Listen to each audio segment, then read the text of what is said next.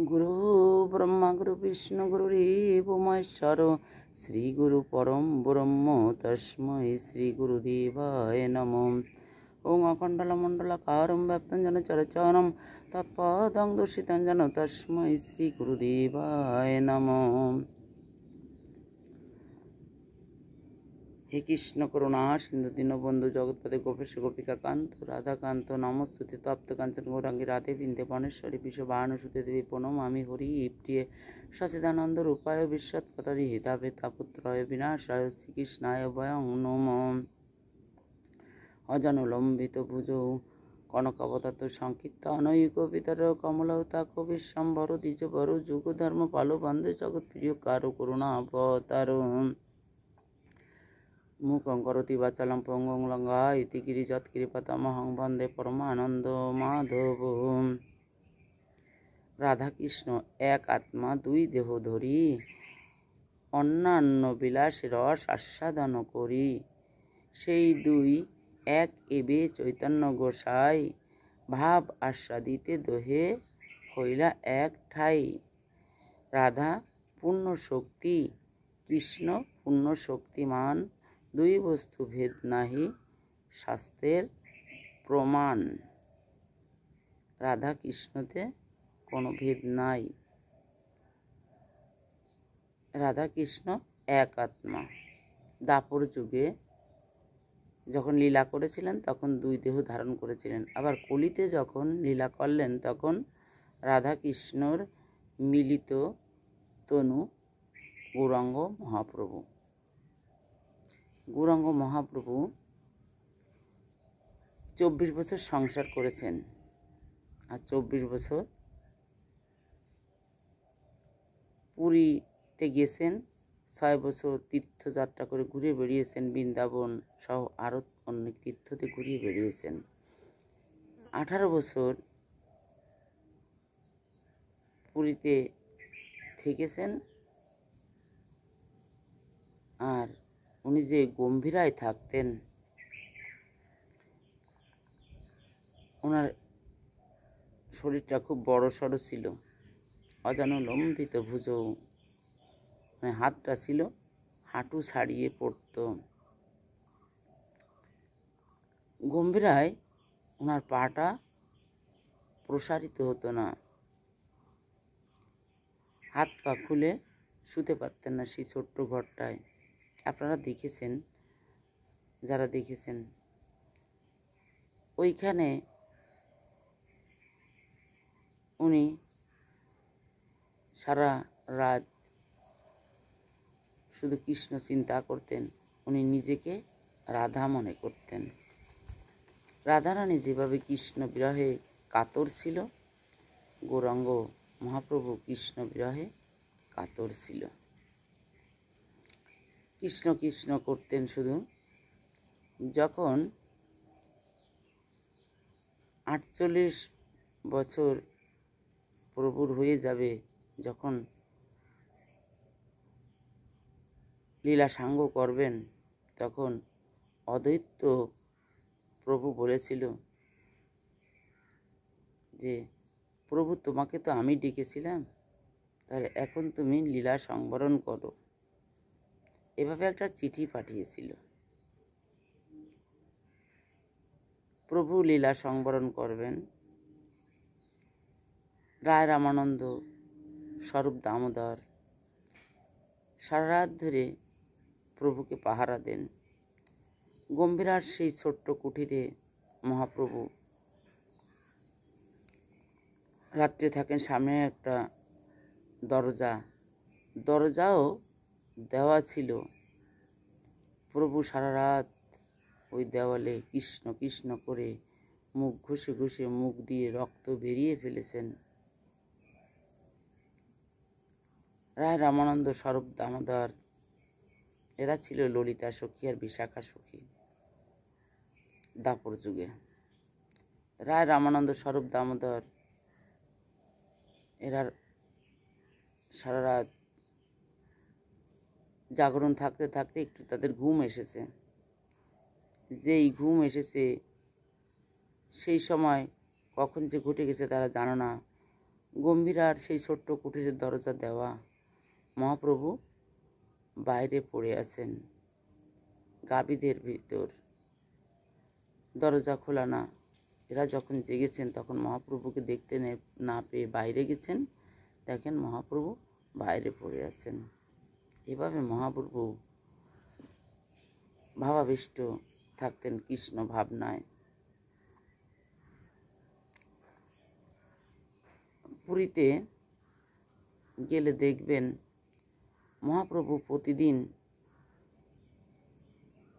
জগন্নাথ দর্শন করতেন, জগন্নাথকে কৃষ্ণ মনে করতেন। আর জগন্নাথ দর্শন করতেন নির্দিষ্ট একটা জায়গায় আঙ্গুল রেখে সেইখান দিয়ে দাঁড়িয়ে দাঁড়িয়ে। তাই সেই দেওয়ালের পাথর ক্ষয় হয়ে সেই 3টে আঙ্গুলের ছাপ প্রভুর উঠে আছে। ওই 3টে আঙ্গুলের ছাপের ওখানে প্রণাম করতে হয়। আলালনাথে যাবেন, আলালনাথে যেয়ে দেখবেন এই পুরীর জগন্নাথের যখন স্নান যাত্রার পর জগন্নাথের দর্শন করা যায় না, মহাপ্রভু তখন প্রতিদিন পুরীর থেকে হেঁটে হেঁটে আলালনাথে যেতেন। ওখানে ভাবাবিষ্ট হয়ে প্রভু পড়ে গেছিলেন। পড়ে যেয়ে পাথর গলে প্রভুর হাতের চিহ্ন, বুকের চিহ্ন হয়ে গেছে সেই পাথরের ওখানে। কি বড় বড় হাতের চিহ্ন! প্রভু তো প্রায় 7 ফুট সম্ভবত ওরকম উঁচু ছিলেন, লোকে যেটা বলে খুব উঁচু ছিলেন।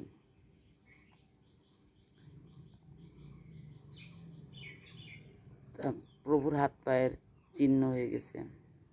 প্রভু যখন জন্মগ্রহণ করলেন, প্রভু তখন 32টা লক্ষণ নিয়ে জন্মগ্রহণ করেছিলেন। মহাপ্রভুদের এরকমই হয়। প্রভুর পায়ে চিহ্ন ছিল শঙ্খ, গদা, চক্র, মৎস্য, আরও বিভিন্ন ধ্বজ, এগুলো অনেক অনেক চিহ্ন ছিল, মৎস্য ছিল। এগুলো দেখে জগন্নাথ মিশ্র চিন্তা করলেন যে এই ছেলে কে? তখন নীলাম্বর চক্রবর্তী মহাপ্রভুর দাদু মানে সচিমাতার পিতা বলেছিল, এই ছেলে কোনো সাধারণ ছেলে নয়। মহাপ্রভু কথা বলেছিলেন যে এই ছেলে ভগবানের যতগুলো চিহ্ন আছে সব চিহ্নগুলো এর ভিতর আছে। ভগবানের ভিতর 32টা গুণ, সেই 32টা গুণ মহাপ্রভুর ভিতর আছে। মহাপ্রভুর জন্মের পর স্বর্গে থেকে দেবদেবীতে এসেছিল লক্ষ্মী, সরস্বতী, সাবিত্রী সহ অন্যান্য দেবীরা এসেছিল ব্রাহ্মণের বেশ ধারণ করে। অনেকেই এসেছিল। মহাপ্রভু যে লীলা করেছেন সেই লীলা দেখবার জন্য মাঝে মাঝে দেবতারা আসতেন। সনাতন আর রূপ এরা 2 ভাই। এরা ছিল হুসেন শাহের রাজকর্মচারী। এরা হুসেন শাহ এদের নাম রেখেছিল দবির খাস আর সাকর মল্লিক। এই রূপ সনাতনের নাম রেখেছিল। এরা মহাপ্রভুর চরণে আশ্রয় করেছিল। সনাতন যখন বৃন্দাবন থেকে পুরী রওনা দিলেন, মহাপ্রভু রূপকে বলে দিলেন যে রূপ তুমি তো প্রায় 4 মাস হতে গেল তুমি এই পুরীধাম দিয়ে ঘুরছো, তুমি এখন যাও বৃন্দাবনে, সনাতনকে পাঠিয়ে দাও। তখন সনাতনকে বলেছিল রূপ যে তোমাকে মহাপ্রভু যেতে বলেছেন। তখন সনাতন রওনা দিলেন। যখন ঝাড়খণ্ডের ভিতর দিয়ে আসতে গেলে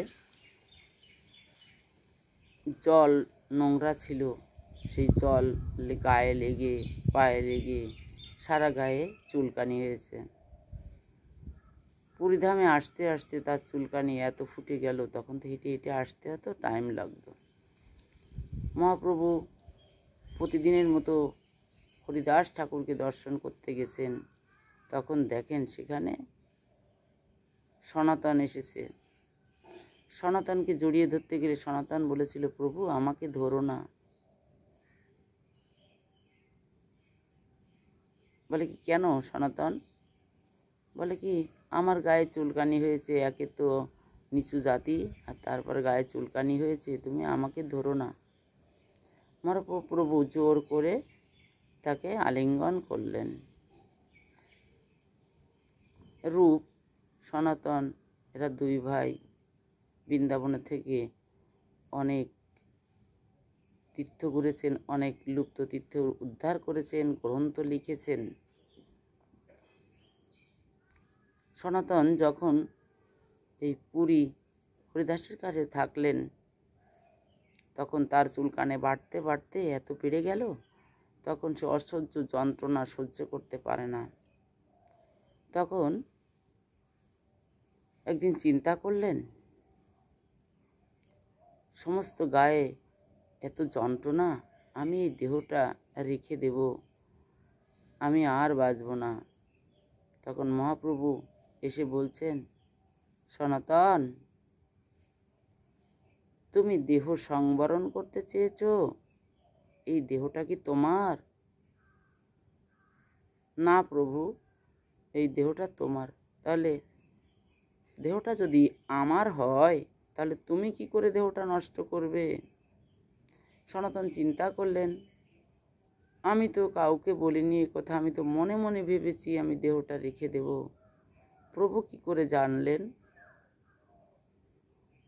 এভাবে প্রভু প্রতিদিনই হরিদাস আর সনাতনের সঙ্গে দেখা করতে যান,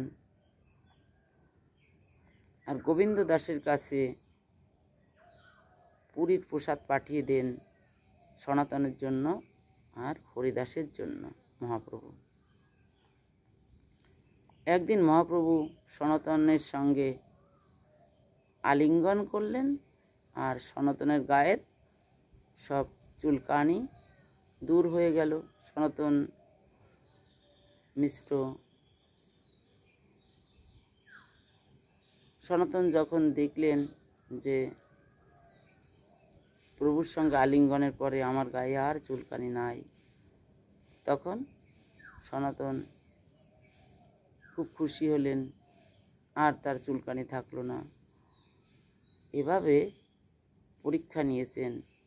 মহাপ্রভু চিন্তা করলেন, সনাতনের গায়ে চুলকানি হয়েছে, ওকে যদি আমি আলিঙ্গন না করি, এটাও হয়তো কৃষ্ণর পরীক্ষা। মহাপ্রভু এইভাবে চিন্তা করতেন, এভাবেই পরীক্ষাগুলো হয়। তাহলে ভক্ত জীবনে পরীক্ষা আসতে পারে, আপনাদের জীবনেও পরীক্ষা আসতে পারে। যারা ভক্ত তাদের জীবনে আসতে পারে, আবার নাও আসতে পারে, কিন্তু পরীক্ষা দেখে বিচলিত হবেন না, ধর্মপথে এগিয়ে যান, ভগবানের চরণে আশ্রয় গ্রহণ করেন।